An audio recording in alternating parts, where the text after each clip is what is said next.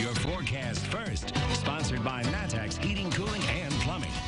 Well, another hot day across central Illinois. That's our roofing dog INET camera here from Bratcher and Champaign. And wow, the temperatures are warm. And they're going to stay warm for quite some time. Now, we had a little bit of rain out there for some of you, but it was mainly along I-55, Springfield, and then down to Effingham. Champaign, Danville, Watseka, Tuscola, Gibson City, nothing. We were high and dry, and that is going to continue to remain the case. You can see where it did rain. Cooler temperature 77 in Springfield compared to the 85 in Champaign. With the humidity, it feels like 90 degrees. Okay, when we come back, we're going to be talking about this very muggy night that is in store and how we're going to put together a really long period of dry and hot weather. WCIA 3 News starts right now. Now, from WCIA 3 News. We are still following up with multiple people. Police are still investigating the deadly shooting at Maddox, but there is one piece of the puzzle they're missing. Plus, businesses can reopen, but some aren't sure how to go about it, how they're turning to the community for help.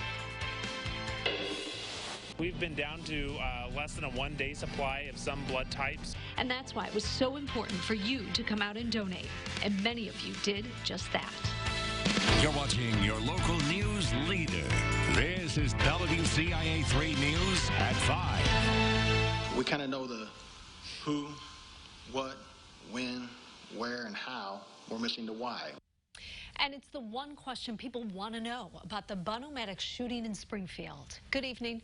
I'm Jennifer Roscoe. Police had their first news conference today since the shooting last Friday. 48-year-old Michael Collins killed 3 of his coworkers then. WCIA 3's Cole Henke has more on what was revealed today. Springfield police say they are still looking for answers in the Maddox shooting last Friday. Chief Kenny Winslow confirmed that Michael Collins approached and shot Bill Gibbons and Chris Allmiller first in the warehouse, and then found and shot the third victim, Marcia Strumpfert, in the parking lot. But they still don't know why. At this point in time, we are still following up with multiple people, trying to track down multiple leads and trying to establish what that motive was. The Morgan County Sheriff's deputies found Collins dead in his car later that day. They say it appears he shot himself. They are still awaiting a toxicology report to confirm that, though. And police are still unsure why he went to Morgan County in the first place. My detectives are doing a very thorough investigation. They're speaking to those that were close to him, family, friends of the suspect, as well as the victims, to try to determine if there was any type of altercation. Winslow says his detectives are still sorting through rumors to try and find fact. He says Collins was an active employee at Bunn on Friday and that he's unaware of anything happening that morning that would have changed that. Reporting in Springfield, I'm Cole Henke, WCIA 3. Your local news leader. Winslow says he will continue to hold briefings when there is new information found, but he doesn't expect any to come the rest of this week. Now, Collins had a valid FOID card, and he had 2 guns with him at the warehouse that day. He used one on 2 of the victims, the other on Strumpfer. Collins got away after shooting Strumpfer in the parking lot and before police got to the scene. We have an update to a shooting in Champaign. Police arrested a man they say shot a 73-year-old man last Wednesday. 66-year-old Goffart Whitley is facing charges for aggravated battery with a firearm and aggravated discharge of a firearm. They say he shot the senior citizen in the stomach just north of Beardsley Park. Sinai Temple in Champaign is putting a $100,000 grant from the Department of Homeland Security to use. It'll go toward better building safety. The temple has been in the renovation process. That extra money will pay to upgrade glass windows, front door security cameras, and a communication system that'll work throughout the entire building. Sinai says while it hopes it never comes to it, many Jewish places of worship fall victim to active shooters and other acts of anti-Semitism. Unfortunately, in the world today, there have been many instances of attacks on Jewish houses of worship, a lot of anti-Semitism out there, and so we need to make sure that we're providing a safe environment. The Temple says it's been working with Champaign police and architects to figure out the best way to make the building a safe place. All faith-based organizations were eligible for the grants.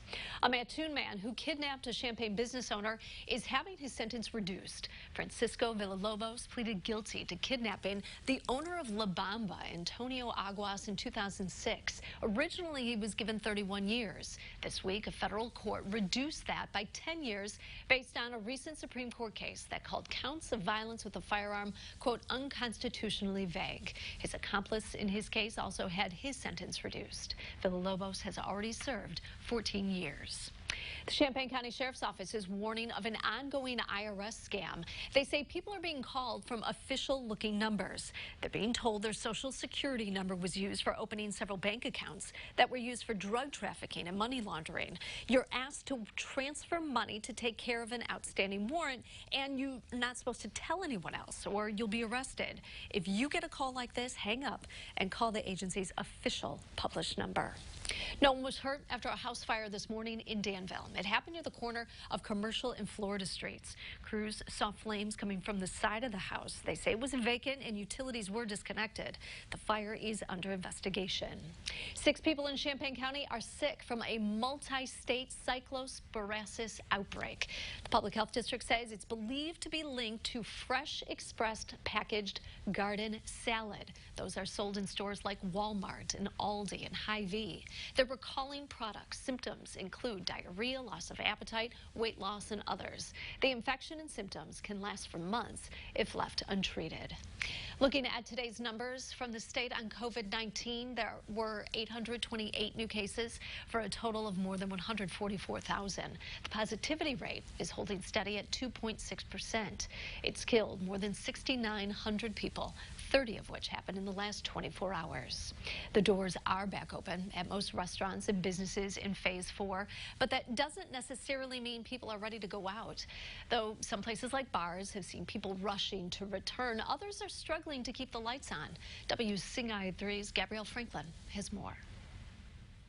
Reopening your business after months of being closed could be quite challenging, but area groups have come together to help businesses get clarity on the best way to do so. Business organizations are asking the community to take part in a casual survey centered around customers' feelings about reopening. A similar survey was done while moving into phase 3, with around 1,400 people responding. The goal is to figure out what customers want businesses to do while the pandemic plays out. As we think about how we move into these new ways of doing things, one of the things that we want to try and encourage businesses to do is to recognize what are things that are going to stay regardless and what are things that, they'll need to change. You can take the survey now until the end of this week. Reporting in Springfield, Gabrielle Franklin, WCIA3, your local news leader. And if you want to take the survey, we have a link to it posted on our website. Just go to WCIA.com. City budgets have taken a hit with the pandemic. What's opened back up that could help out? Plus, one museum has reopened its doors. What changes they've done to keep guests safe.